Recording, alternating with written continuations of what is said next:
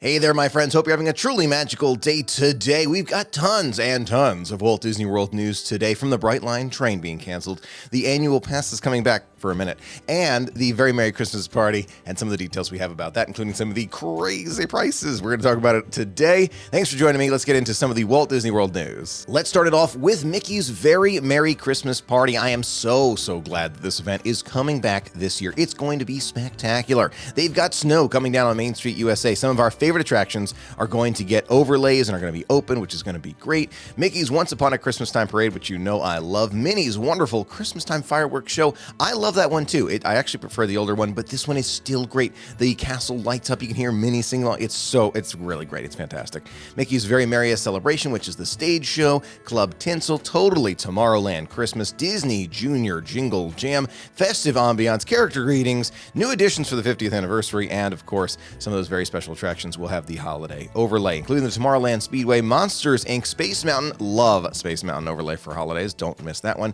The Mad Tea Party, and of course, the Jingle Cruise. Now, speaking of some of the things for the 50th anniversary, they will have 3 new interactive photo locations where you have the opportunity to kind of step right up and check it out with the 50th. That'll be great. And a commemorative 50th holiday-themed keepsake. Could be stickers, could be maybe a special lithograph, something special, and some artwork. It's going to be great. Either way, I'm looking forward to it. Official purchase time is July 7th. You can only purchase it then. It's going to be great for those Walt Disney World Resort guests. You can actually purchase it a little earlier, June 30th, but you have to be staying at Walt Disney World during the time that you're purchasing the ticket. So otherwise, it's July 7th for the rest of us. And one of the big things that I did want to talk about today was the price. The price is definitely going up all around Walt Disney World, from food and resorts and, lightning lanes being $17 per person. But the ticket for Mickey's Very Merry Christmas Party, the absolute lowest cost you can get it for is $149, $150. To me, that's pretty expensive for this short event. I am still going to pay it, all right? I am still going to go. I love it. I can't get enough of it. But instead of going twice or maybe 3 times this year, I'll be going 1 time. So it is more expensive, but that's, again, for some of the, less expensive times, like November 10th, the 14th, 15th, etc. If you go right around the holidays, December 20th, 22nd, you're going to be paying $200 per person who's over the age of 9. So that's a bit more expensive than what we've experienced before. That being said, I do believe it is worth it. I really think so. And the way I would kind of think about it in my mind anyway is, if you're thinking about an annual pass to Walt Disney World, or even just a ticket to Walt Disney World, go with the one that's a little less expensive. I'm not saying don't get Park Hopper, because I think Park Hopper is great, but we're talking about things that are like getting 2 or 3 less days and spending them at the resorts, saving that money, and then purchasing a party ticket, as an example. So let's say you're there for 5 days, you only purchase 3 days, 4 days. You spend that extra day that you're going to be at the party in the evening. Remember, you can go in early. We've talked about this many times.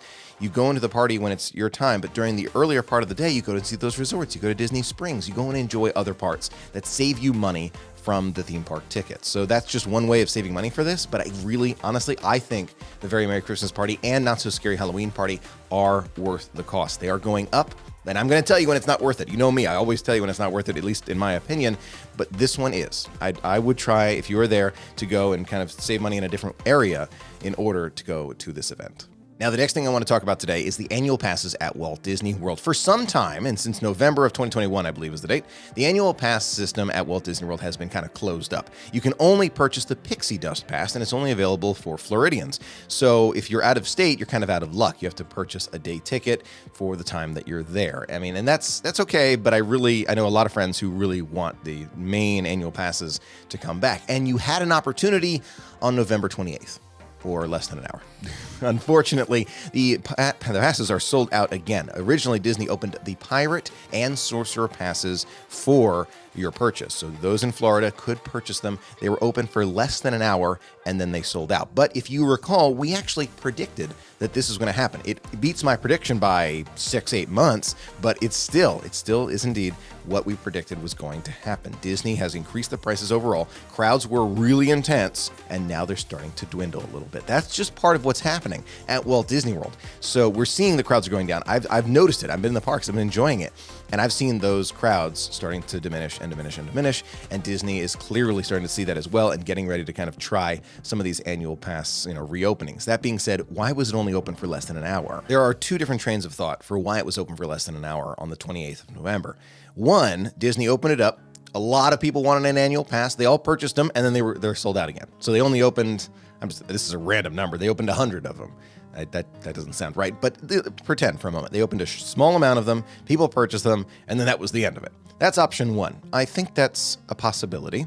The other is it was a mistake, and they're actually planning on opening up the annual passes for everyone very soon. And they were just like working on the website, and all of a sudden they realized that it was open, and the next thing you know, it was open to everybody, and people started purchasing them. Or maybe nobody purchased any, and they just closed it really fast. We don't know which one it was, but one of those two things happened, and I'm looking forward to the day where Disney brings them back for everyone, right? So the Incredipass is open for those who live out of state. I think that is going to happen. I originally predicted early 2023. This is very early. This is 2022 still, right? So we're early for this.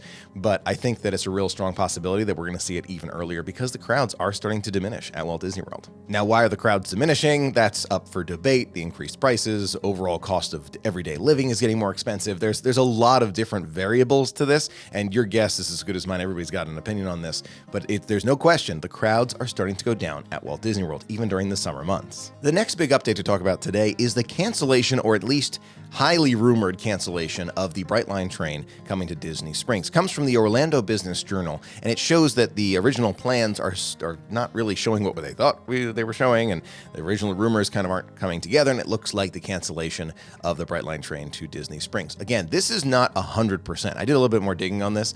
It looks like it's not happening. I'm pretty sure it's not happening, and I think you can rest assured it will not be happening, but is there a chance that something comes together and they do make it happen? Yes. So I just want you to kind of keep your mind open to that.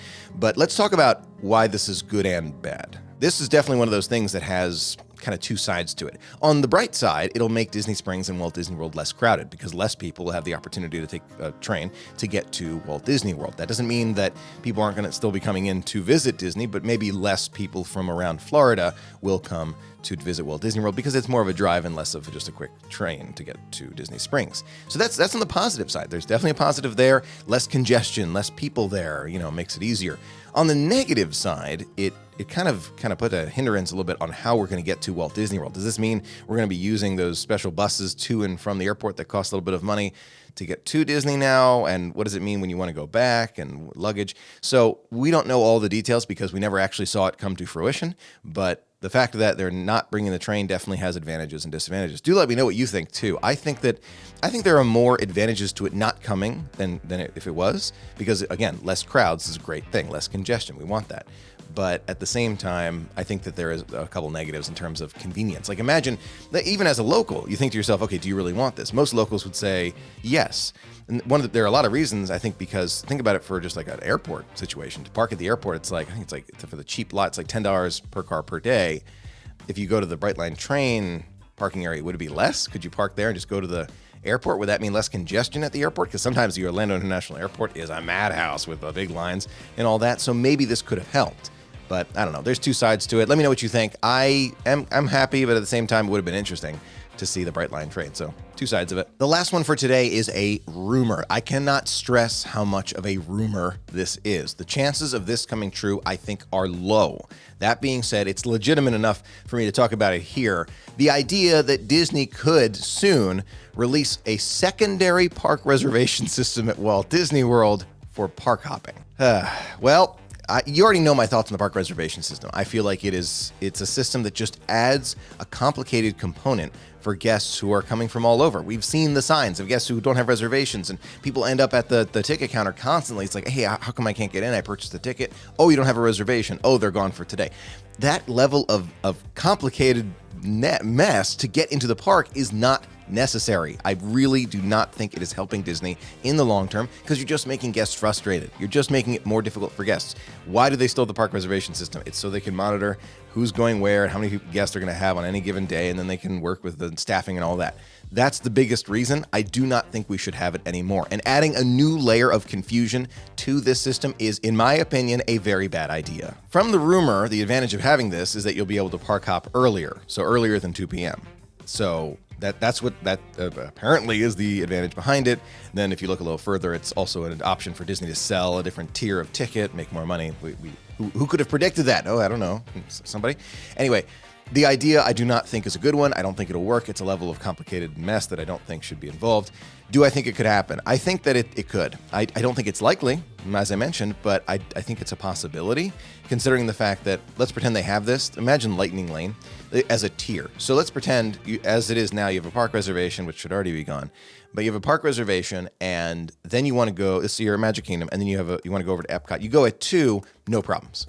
But if you want to go at let's just pretend it's like noon or like 11, and you want to do that, you have to get a secondary reservation. So you don't necessarily have to use it, but if you want to go earlier, you have to make the reservation. If they do it that way, I guess that's the least impactful, then that would make the most sense. But again, I do not believe we should have the park reservation system at all anymore. That's my opinion. Let me know what you think of all of these updates at Walt Disney World. I want to hear your thoughts, good things, bad things, things you like, things you don't. Are you going to Mickey's Very Merry Christmas Party or are you not? Let me know. Love to hear from you. A special thanks to our patrons for making all of our videos possible, and thanks to you for being a part of it with me. Until next time, have a magical day and see you real soon.